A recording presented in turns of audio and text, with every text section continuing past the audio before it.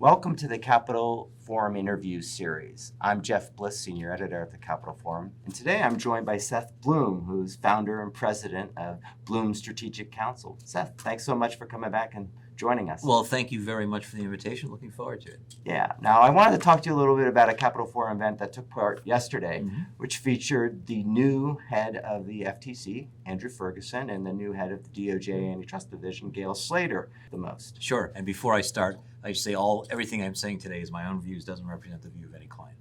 That was a very interesting program you put on. We could probably spend the whole time talking about that interview, but what comment struck me the most? I think top line, they're going to be tough antitrust enforcers, both of them.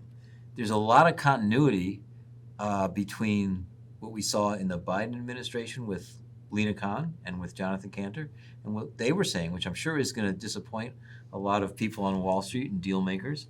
But, and they stressed that, the continuity.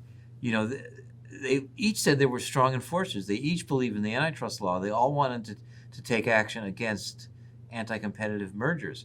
And we can get into more detail. There are some differences, they pointed out, from the Biden administration antitrust enforcers. But I think the biggest message was, how much continuity there was and how strong antitrust enforcers are going to be. Yeah, I remember Slater, one comment that stuck out to me is she said there's a through line from the first Trump administration, and she didn't mention the Biden administration, to this administration, Yeah. so, but obviously in between. Yeah. I think she did mention the Biden administration. Did she? Yeah, I think Okay. she said here's the way I look at it. If you thought that the Biden administration was a 10 on antitrust enforcement, Jonathan Kanter and Lina Khan, 10 being the maximum on a scale of 1 to 10. And if you think traditional Republican administrations, like George W. Bush, for example, are a 2 or a 3 on that scale, I would say they're at least a 7 or an 8. They are not your father's Republican Party, as the president is not, and it really goes to those two. So yes, the through line is very much true.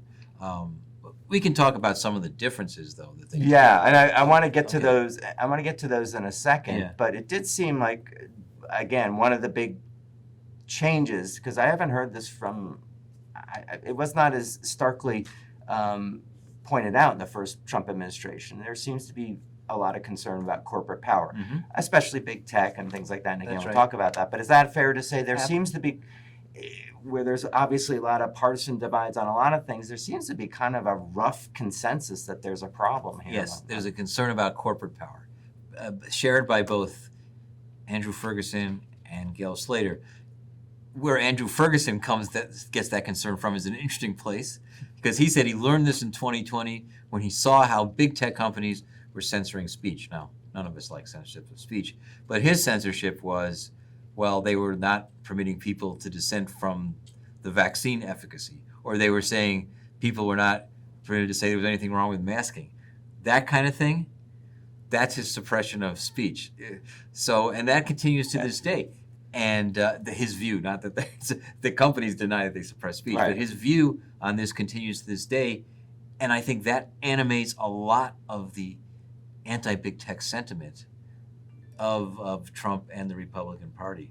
So it's an important point. It's coming from a different place than the Democrats. But there's definitely this suspicion of corporate power, which we've really never seen from a Republican administration before. Yeah, you worked for years on the Hill. Did you ever hear that from your my Republican administrations that were when I was working on the Hill was George W. Bush, and their assistant attorney general for antitrust, quite the opposite, and never heard anything like that. Right, exactly, very different. So this is a different Republican Party, but you're right. It's not. Let's talk about these differences now. I mean, obviously. And they were pointing them out too. They were explicit that this is not a second Biden administration at all. So here's the thing. Andrew Ferguson says, if we find an anti-competitive merger, we're going to take action. But if not, we should get the hell out of the way. Yes. That's obviously a difference in emphasis.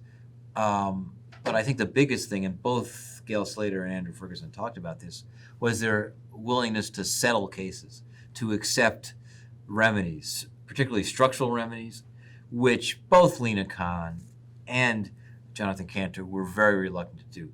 That's a big change.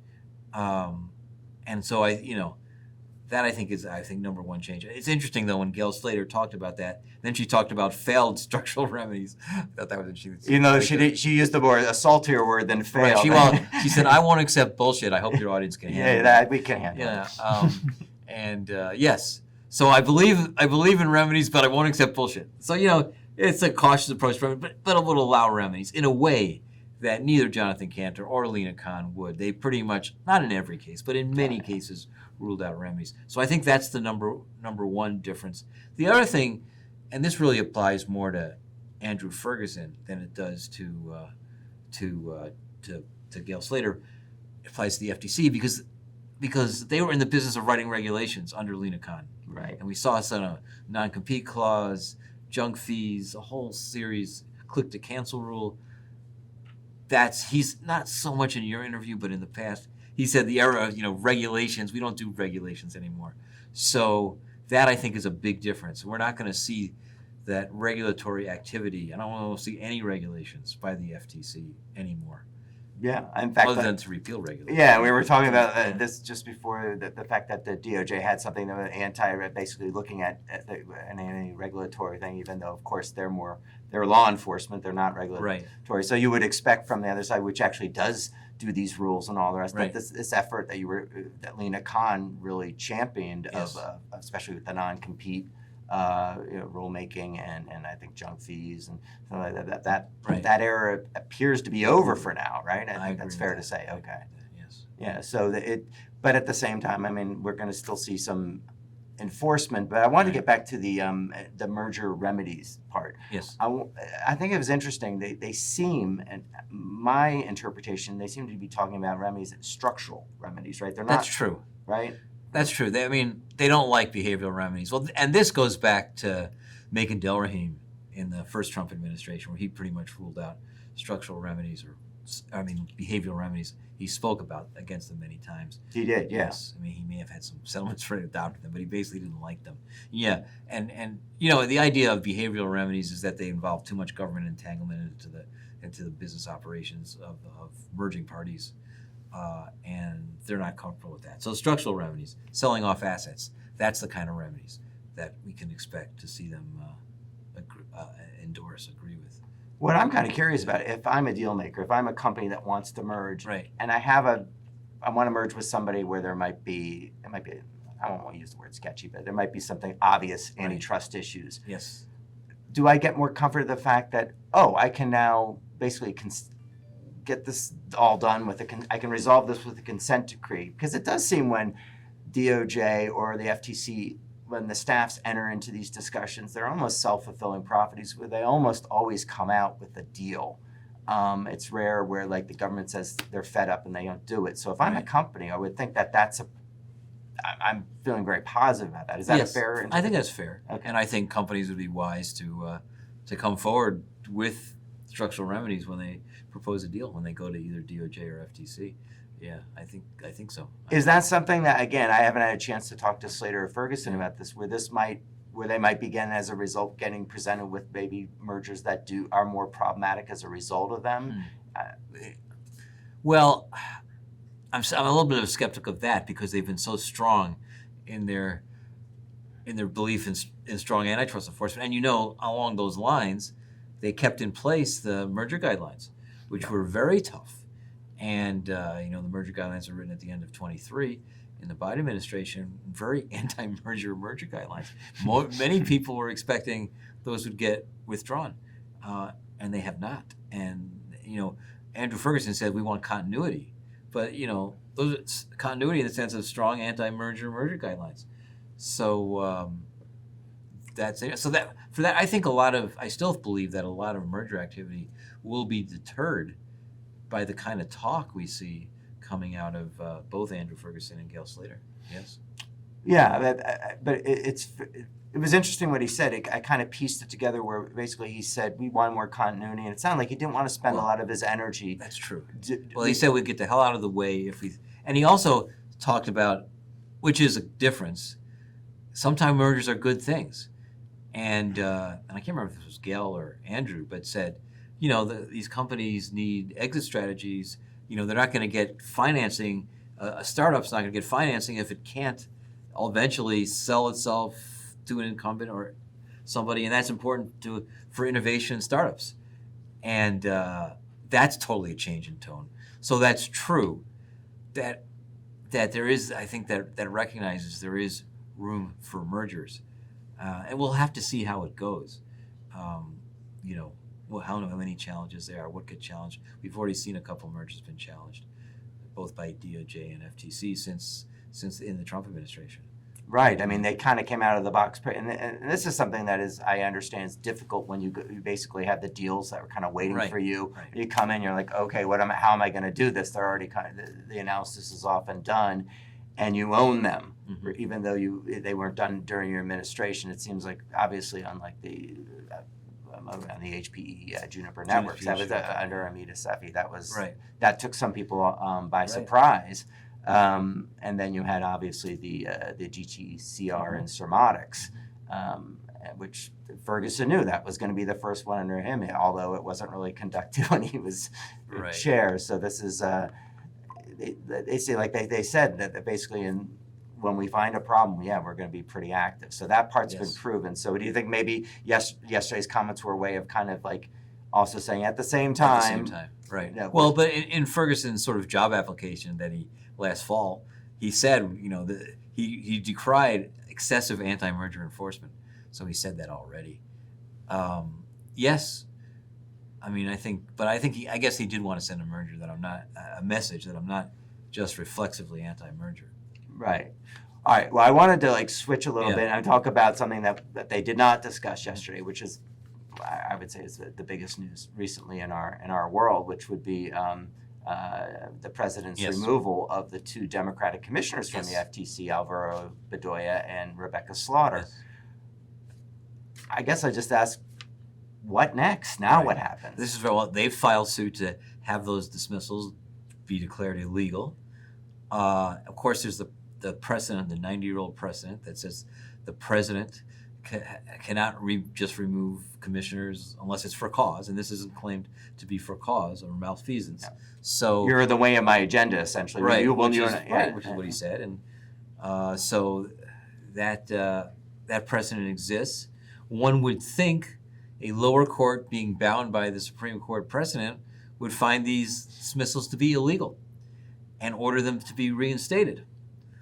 And likely and that's a trial court, a court of appeals as well. Ultimately, the Supreme Court will decide it. It's hard to say how they will decide it. Will they overrule Humphrey's executors? Some people think they will, and believing in the unitary executive theory of government. But in any event, what happens if a lower court orders their reinstatement? Does the Trump administration, does the FTC say, okay, that's right? Or do when Bedoya and Slaughter show up at the FTC, do the guards let them in? Does Chair? Do they get staff? That's another thing. Do they get staff? Does Chairman Ferguson allow them to vote on matters? These are all big questions. And the other thing is, if they don't vote on matters, are the actions of the FTC right now with only two commissioners, are they legitimate? I'm sure that parties being sued by the FTCs in mergers and other matters might say you have no basis to sue us. And this is a really good, interesting question. Could they argue that in their own case, either before the administrative law judge at the FTC or I think they could argue it, yes. And again, this seems, I don't know if it's unprecedented, but it would seem to be very rarely happens. What do you... Well, it's unprecedented since 1931, or I'm sorry, 33, when it was tried in with the Humphrey executor to Humphrey. And it's unprecedented. So, but so many ways the Trump administration runs things is unprecedented. And yes, it has all kinds of implications because obviously I'm sure they want to repeal some of the rulemakings of the Lena Khan FTC. Right now, there's only two confirmed commissioners. If it's a 2-0 vote, is that effective? If these people are back, it's 2-2. We have to wait for the confirmation of Mark. I wanted to talk to you a little bit about that. We can talk about that, but it just throws into question all the actions of the FTC. Is it a legally constituted FTC? Can they take action without Alvaro Bedoya and Becca Slaughter? I think it's a major question. I mean, I think in my view, the firings were clearly illegal under the Supreme Court precedent until the Supreme Court overrules that precedent. And that's So- because the lower courts have to follow Follow that 1933 ruling, right? Exactly. 1935, I think. 35. I'm Yeah, sorry. They were fired. He was fired in 33. but Ah, yeah. Okay, but the point is they have to. I mean, they really their hands are kind of tied on this, right? Until it does get to the Right. Supreme Court. Okay. Right. So we're in a really odd place right now. Well, part of the. I just want to finish this on. Yeah. Maybe what I said is maybe Chairman Ferguson would accept the ruling of the district court saying the firings are illegal and allow these two people to participate. Then these really problematic situations won't arise. But we'll have to see how that goes. Yeah, and also how the Democrats would, if they are reinstated, will react to the Republican counterparts. I mean, Right. there was some rough bipartisan there was a lot of bipartisan work Yes, at the FTC. There used to be. Yeah, and will that continue? Now, these Big came from question. the White House, Right. not from Andrew Ferguson, although he said he supported them. So, well, I think what's remarkable. Or support, I should say, said the president had the right But to you do opened this. something there. I think what's remarkable about Andrew Ferguson is he says, I'm part of the executive branch. My ultimate boss is President Trump. Until now, no FTC chair would ever say that. It's an independent agency. And it's supposed to be a 3-2 agency, with 2 minority commissioners. And it's not part of the executive branch. And you don't follow what the administration said. This is a radically different view that Andrew Ferguson has than what's been the case for almost the entirety of the FTC's history over 100 years. So again, that's really interesting. Yeah, and we can definitely talk about this. I wanted to ask a little bit about Mark Meador, who's the third Right. Republican. He so far he seems to be doing okay, but that was before this happened. So why don't you tell me? Well, Mark Meador is very well accomplished, very well liked, Absolutely, and bipartisan support. He would, in ordinary times, get confirmed with no problem. He moves through the Commerce Committee with no problem. But these aren't ordinary times because of those firings. I would not expect any Democrat now to cooperate with the confirmation of Mark Meador until, if these people are seated again, until they're Alvaro and Beck are back on the FTC. So, that makes it difficult, not impossible, but difficult for him to be confirmed, because the typical way confirmations work is you get unanimous consent on the Senate floor for floor time to consider the nomination. Now, and I would expect Democrats will object. It's called put a hold. Now, a hold is not an absolute block, because for a nomination, you don't need a 60 vote. You need a 51 vote for cloture to bring a matter to a vote. And we have 53 Republicans. But procedurally, it's difficult. It takes time. You have to have 30 hours of debate. It takes a lot of floor time. And it gums up the works. So, typically the way it's done is there's a Republican paired with a Democrat to get a nomination through. I don't know that any Democrats are getting nominated to any other commission, so that's not going to happen. So you're going to have Mark Meador on the floor by himself with no Democratic cooperation. In fact, likely with a lot of Democratic opposition. And so it's not, as I say, not impossible. It can get done, but they're going to really have to force it through. So I don't know when he will be confirmed. It can take several weeks. But I think it's important because they really at least need that 3-vote majority that Andrew Ferguson does to say even whatever happens, it really doesn't matter that these 2 Democrats are not participating. So I think it's important. Well, and let's go in the alternate universe where there's none of this happened. Yeah. Would it be fair to say Mark would have been? Oh, he probably would have been confirmed too, already. and then the things that Ferguson was likely to do, perhaps rolling back some of the, the compete or whatever, some of the what he considered Khan's excesses, would have been like 3-2 votes, right? Yes, they would have been 3-2 votes. But they would have been there, and everybody would have just gone on their merry way. Right. That's fair to say. You would have had some, strongly worded dissents, and That's right. But the Democrats would have had to deal with that, right? That's right. So, but in this case, like you said, we're in a new world, Mm-hmm. and I wanted to talk to you a little bit about that. I mean, there was this again. It was in the Wall Street Journal. They had a story. We have just go. We'll cite it to the Journal. We haven't matched it, but essentially Mark Zuckerberg. The New York Times reported this as well. Oh, all right. So it's been matched by the New York Times. Right. Essentially going to the White House And Right. you have the leader of Meta saying, could we Right. perhaps settle this Meta case that's Yes. coming up in April? So what Yes. do you, I mean, Well, what does that tell you? this, and by the way, for those who are watching, this is April 3rd, so we don't know, and the trial, I think, is supposed to start on April 14th. Yes, yeah. Well, this would have been completely unknown, thought of, irregular, improper under any previous administration. Maybe Trump won, but any previous administration.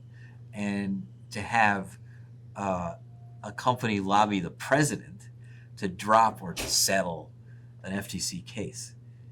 It just, and the FTC would have said, we're an independent agency, we don't have to listen to you, Mr. President. They would have said it nicer than that, but we're gonna do what we're gonna do. But in this Trump administration, with Trump firing Democratic commissioners, I mean, if Trump himself or some aide calls up Andrew Ferguson and says, this is a good settlement, why don't you guys take it? I mean, I think that'll be the end of it. I think he would take it. He's going to follow the orders of his boss as he sees it. So that's, the thing about that case, though, to keep in mind is that was brought in the first Trump administration by Joe Simons, who was then the FTC chair. So, and of course, Trump shares this anti-big tech sentiment. He didn't like the idea that Facebook was engaged in content moderation. Now, Facebook has done a total reversal. No longer does content moderation. Zuckerberg has donated to the Trump inaugural, was one of the people at the swearing in, one of the big tech executives, and we'll see if Trump's attitude towards Facebook has changed. It's very obviously they're trying. They think there's a chance, that is, Facebook executives think there's a chance. That's a real test again of the independence of the FTC and how this kind of lobbying by corporate executives works in antitrust cases. Do you expect that others will, if they aren't already, will be using this? If it works, yes, I would think. Yeah. All right, so that we might see some more decisions on antitrust and enforcement being made at that level. At the presidential level, yes. Well, there were already hints of it in the first Trump term, when, although it was denied by the people running the Justice Department, that there was a lot of thought that it was political reasons they brought the challenge to the AT&T Time Warner merger. Yes, they definitely pushed back on that. Right, they pushed back, so I should say it's been denied. Yes. And but Time Warner, CNN, which is then owned by Time Warner, gave Trump some very bad coverage. So, and it was the first vertical merger challenge in 40 years. So it gave rise to thought that maybe there was the president calling on down to the head of the antitrust division at DOJ to do it. Right. So if that's true, there's an example of it happening in the first Trump administration. Right, but if it turns out, I think if it turns out the Zuckerberg thing, it bears fruit, then you would think. Right. Then we'll know pretty soon, because this trial is going to start as we sit here today, in about 10 days. Right. So. And I think it's supposed to be 7 to 10 weeks or something. It's going to go on for a while. I think that's right. It's good. It's a complex issue.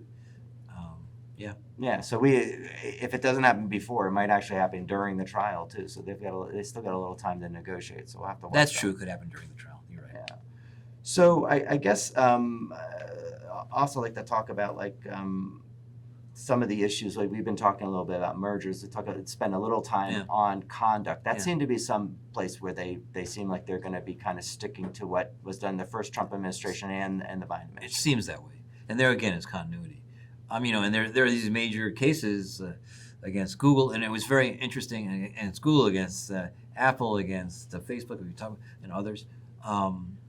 But it was interesting to me that March 7th came, which was, the reason why March 7th is interesting, because it's in the Google case, it was the date by which a revised remedy proposal was due into the court's calendar. DOJ put in a very harsh, very regulatory remedy proposal in November when they first made it, calling for the divestiture of Chrome, all kinds of restrictions on Google's business. And by and large, when March 7th came, I had thought, well, maybe they're going to relax a little. Not really, with just one exception, they can now invest in AI companies, and a couple of other things around the edges. Beyond that, it's basically the same remedy proposal. That shows you. Now, it was before Gail Slater got there, but still it was in the Trump administration. That shows you that that's an example of how I think the monopoly or anti-monopoly policy will continue. And yes, so just with antitrust enforcement against. And to be fair, that was a case. The search case was filed under Bill Barr, It was and a the Trump first Trump. administration. It's a Right, Trump Trump case. case. Yeah. That's So That's right. So yes, I mean, I think, but I think we're going to see, this was a signature achievement, I think, of Jonathan Cantor, who went in there and said, we haven't brought a monopoly case since Microsoft, other than the Google case had started, but basically, other than that, and this is really a failure, and we need to do it, and he did. yeah, I'd say the most active probably that and recent memory maybe ever. Ever, Yeah, I would think, but so he revived it, and I think Gail Slater, for example, will continue. And it's interesting to see what happens with these cases in terms of, we have Live Nation, we have Apple, but I think they'll continue sort of fully, enthusiastically pursuing these cases. Now we'll have to see, are there new cases? But given what she had to say, I would suspect if they find monopoly conduct or monopoly maintenance, I think there's nothing wrong with being a monopoly, but if you use anti-competitive means to maintain it, yeah. If they find conduct like that, I think they're going to go after it. It seems like the only thing that would really limit them is their resources, right? That's true. I don't think that they. Well, it's interesting because I noted this at her confirmation hearing. Gail Slater said, when asked about these cases, she said, do you believe them? Well, she said, are you going to pursue them? Google and the rest of the monopoly cases. She said, well, I need to talk to the staff, read the file, but I have to be cognizant of resources. She said that. And I said, wow, that gave her a big out in terms of these cases. But we haven't seen it yet. But yeah, the resources are not unlimited. And with budget cutting throughout the executive branch throughout. Yeah, they're talking, and again, there's a proposal not by Gail Slater, but by, I think, number 2 at Justice, and correct me if I'm wrong, that was the report, that of basically getting rid of the San Francisco. That's right, the field offices. The field offices, Yes. well, some of them are handling some of these actions and That's right. investigations. I think That's one right. of them's handling this egg. That's right. Price fixing Chicago. investigation. That's Chicago. Chicago one. That's right. So it's like, that's a big deal. I mean, So and I think she said it in your interview or another interview I saw, they need the resources. If they don't have the resources, they're not going to be able to pursue all these cases. That's true. And we'll have to see what happens with that. That's important. That, if they lose offices and if they lose resources, it'll be tough. Well, talk a little bit, just getting close to wrapping up. Yeah. I'd like to talk a little bit about some of the industries. You've talked about big tech, Yeah. and that's obviously going to be, they made no bones about that, Trump included. Yeah. They made no bones about it. But I just saw the executive order that came out from Trump the other day that was talking about live entertainment. Right. So that, again, seems that the Live Nation case Right. isn't going to be settled It seems anytime that way. soon. It seems that way. But what about also healthcare? Yeah. What do you think about that? So here's what I think. In general, they think of themselves as a populist administration. Although people who are paying higher prices because of tariffs might push back at this. But anyway, they think of themselves as a populist administration, and things that affect individuals like drug prices, like ticketing costs, they're going to go after. So yeah, I mean, I think they're going to. Live Nation's a good example of that. But yes, I think healthcare, sure. I think they're going to be, and I believe Gail Slater already said this, that they're concerned about healthcare and drug prices. So yes, I think anything that affects the lives of ordinary Americans, the pocketbooks of ordinary Americans. Pocketbook issues. Yeah, the pocketbook. These pocketbook issues, they're going to go after. Now, if it's an industrial merger that people haven't, doesn't affect individuals' lives, maybe not. I see there's talk that Global Foundries may be acquiring United. There was some discussion of that in the last few days.